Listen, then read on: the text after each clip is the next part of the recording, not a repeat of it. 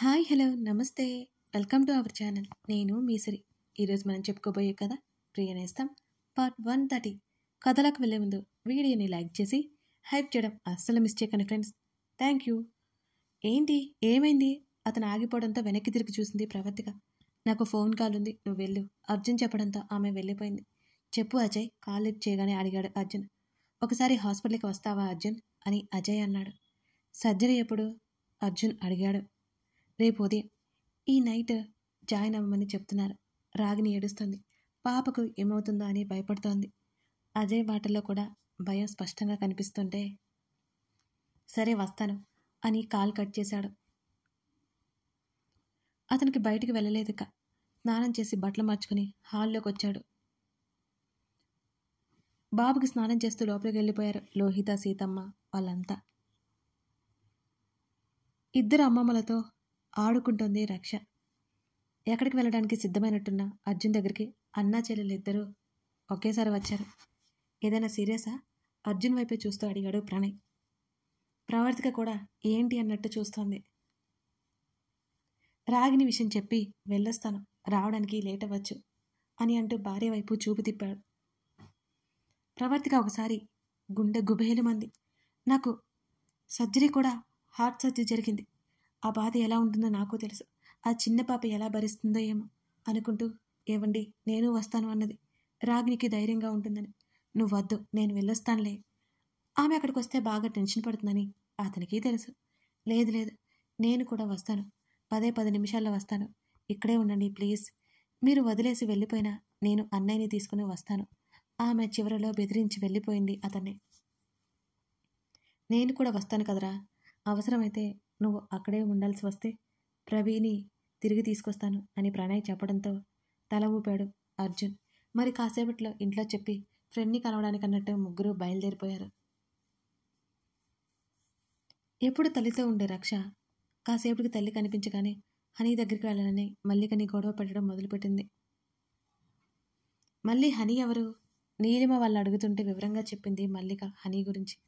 సరే అయితే భోజనం చేసేలోపు మీ ఇద్దరు వెళ్ళిరండి అని చాలా మామూలుగా చెప్పింది నీలిమ. మల్లికకి ఏం చెప్పాలో అర్థం కాలేదు. హేమంత్ మాటలు కూడా స్వయంగా విన్న తర్వాత తను ఎలా వెళ్ళగలదు ఆ ఇంటికి? తను వెళ్తే అతనికి నచ్చదు కదా.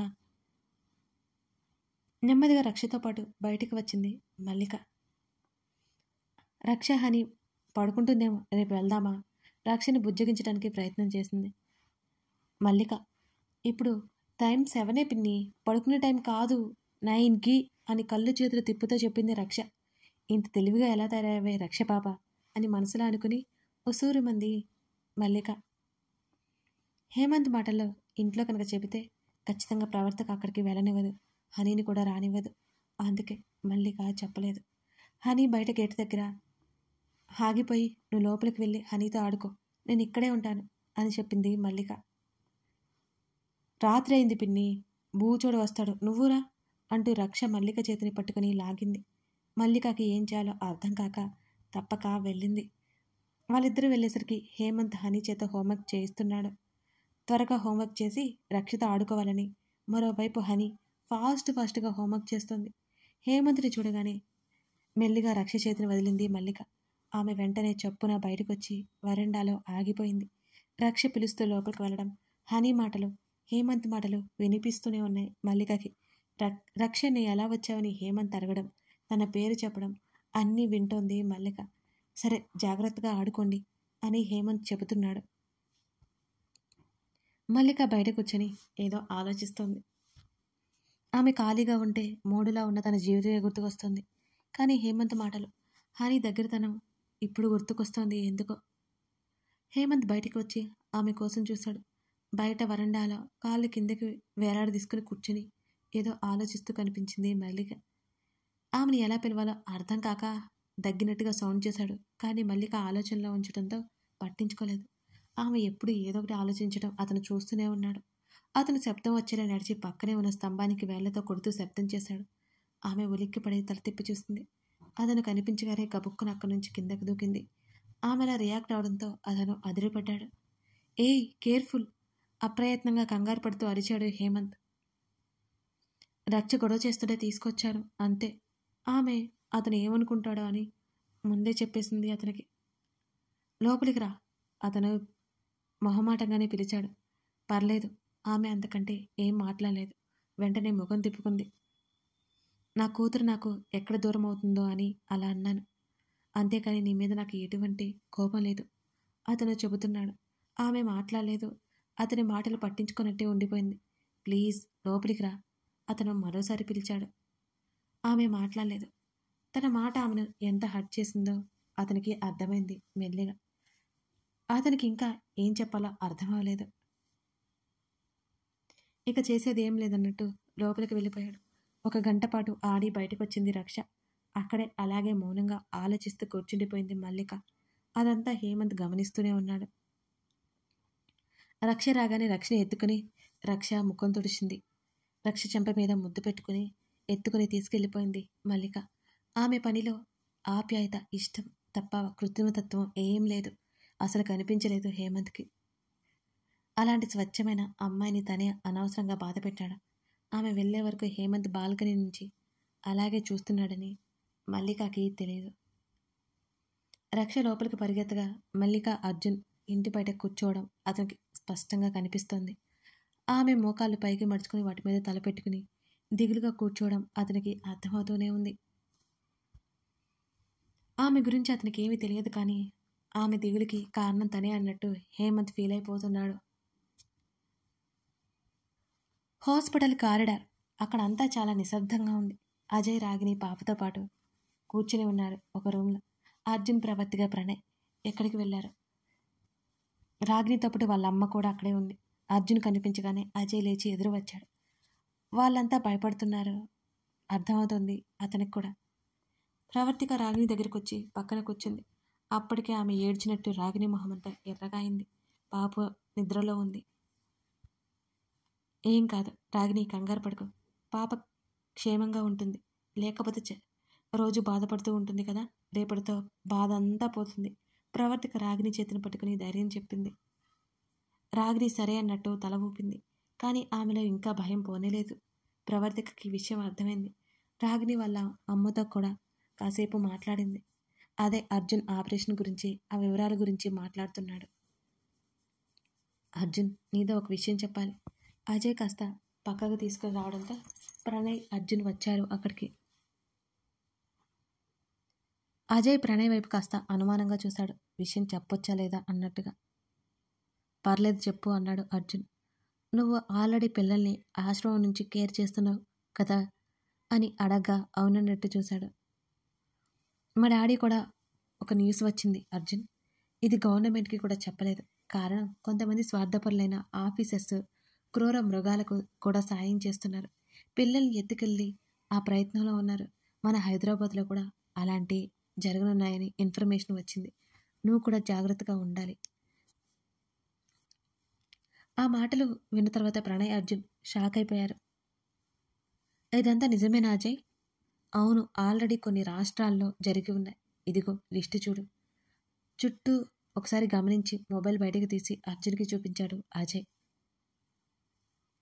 అవన్నీ చూస్తున్న అర్జున్ కళ్ళు పెద్దవైనాయి.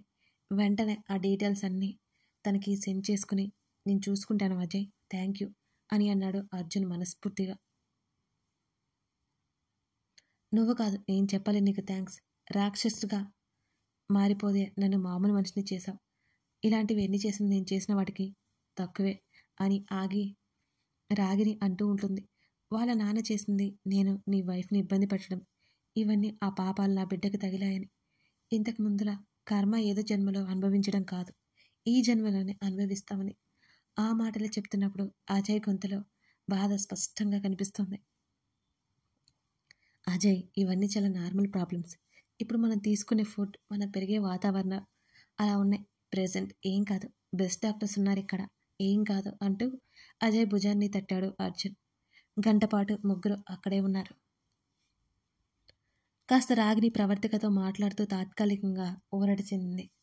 మళ్ళీ మార్నింగ్ సర్జరీ టైంలో వస్తానని చెప్పి అర్జున్ అక్కడి నుంచి బయలుదేరాడు.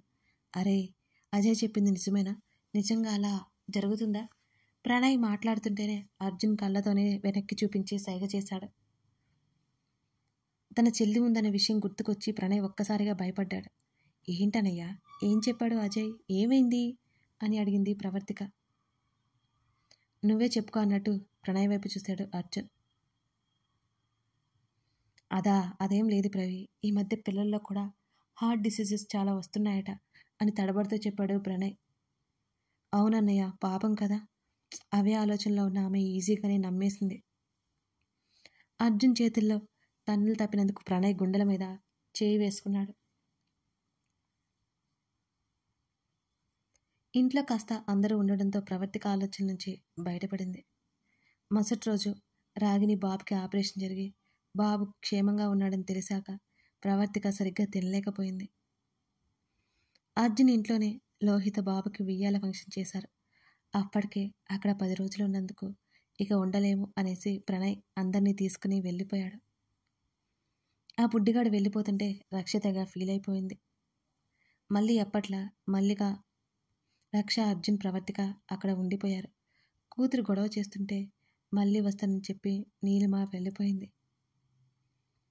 రోజులు నెమ్మదిగా గడుస్తున్నాయి. మల్లిక మీద రోజు రోజుకి తన కూతురు పెంచుకుంటున్న అఫెక్షన్కి హేమంత్కి కంగారైతే ఉంది. అలాగే మల్లికని అనవసరంగా ఏదో అన్నాననే ఫీలింగ్ కూడా అతనిలో అలాగే ఉంది. అప్పుడప్పుడు ఎదురుపడుతున్న ఆమె మౌనంగా ఉంటుంది. 2-3 సార్లు హేమంత్ మాట్లాడడానికి ప్రయత్నం చేశాడు. కానీ మల్లిక సమాధానం ఇవ్వలేదు అతనికి. ఆ అవకాశం ఇక లేకుండా పోయినట్టే ఉంది. ఓ రోజు ఉదయం ప్రణయ్ వాళ్ళ ఇంటికి వెళ్ళడానికి రెడీ అయ్యారు అందరూ. అప్పుడే ఎదురింటి ఆయా పరిగెత్తుకుంటూ అక్కడికి వచ్చింది. పాపకి రాత్రి నుంచి బాగోలేదమ్మా, హాస్పిటల్ నుంచి ఇప్పుడే తీసుకువచ్చా. బాగా భయపడుతుంది, ఏడుస్తుంది. హేమంత్ బాబుకి ఏం చేయాలో అర్థం కావట్లేదు. డాక్టర్తో చెబితే పాపతోనే ఉండమని చెప్తున్నారు. ఏం చేయాలో తెలియట్లేదు తల్లి అని ఆయా చెప్తుంటే మల్లిక, ప్రవర్తిక కూడా కంగారు పడ్డారు. మేం వస్తున్నాం పదా అని అంటూ ఇద్దరు ఎదురింటికి బయలుదేరారు. వాళ్ళు వెళ్ళేసరికి హేమంత్ హనీని ఎత్తుకుని కూతురి తలని భుజం మీద వాల్చుకుని అటు ఇటు నడుస్తున్నాడు. హనీ వెక్కి వెక్కి ఏడుస్తుంది. ఆ పాపని అలా చూసి ఇద్దరి మనసు కలుక్కుమంది ఒక్కసారిగా. ఏమైందండి, ప్రవర్తిక అడుగుతుంటే ఆ మాటలు పట్టించుకున్నట్టే తండ్రిని మెడకరుచుకుని ఏడుస్తుంది హనీ. రాత్రి నిద్రలో భయపడిందండి, అప్పటి నుంచి వదలట్లేదు, ఇలాగే ఉంటుంది. అతని గొంతులో కూతురు గురించి దిగులు స్పష్టంగా కనిపిస్తుంది. ఇలా ఇవ్వండి. ప్రవర్తిక హనీని నెమ్మదిగా దగ్గరికి తీసుకుంది. హనీ, ఏమైందమ్మా, ఎందుకు ఏడుస్తున్నావు? ప్రవర్తిక నెమ్మదిగా అడుగుతూ వీపు నిమురుతూ ఉంటే హనీ మాట్లాడకుండా ప్రవర్తిక భుజం మీద నిద్రపోయింది. ఇంతే అండి, కాసేపు పడుకుంటుంది, కాసేపు ఏడుస్తుంది. డాక్టర్ దగ్గరికి కూడా తీసుకెళ్లాను, దేనికో భయపడింది. అదేంటో తెలుసుకోండి, దగ్గరే ఉండండి అని చెప్తున్నారు. నాకేం చాలా అర్థం కావట్లేదు. అతని గొంతులో భయం వాళ్ళకి అర్థమవుతూనే ఉంది. మల్లిక అతని వైపు చూసింది. నిద్రలేనట్టుగా అతని కళ్ళ కింద తెల్లని, అతని మొహంలో నల్లటి వలయాలు స్పష్టంగా కనిపిస్తున్నాయి. కూతురు గురించి ప్రవర్తికతో అతను మాట్లాడుతున్నాడు. నిజానికి అతని భయాలు బయట వేస్తున్నాడు. కథ కొనసాగుతోంది. మరి ఈ పరిస్థితి మల్లిక, హేమంతుల మధ్య ఎటువంటి బంధాన్ని దారితీస్తుందో చూద్దాం. హనీకి అసలు ఏమైందో తెలుసుకుందాం. కథ నచ్చితే లైక్ చేసి కామెంట్ చేయడం మాత్రం మర్చిపోకండి. అలాగే చాలామంది సబ్స్క్రైబ్ చేసుకోకుండానే స్టోరీ చూస్తున్నారు. అదేదో సబ్స్క్రైబ్ చేసుకుని చూస్తే నాకు కూడా అది ఎంకరేజ్మెంట్గా ఉంటుంది కదా. ఒకసారి ఆలోచించండి ఫ్రెండ్స్, మిస్ చేయకండి. Thank you for watching this video.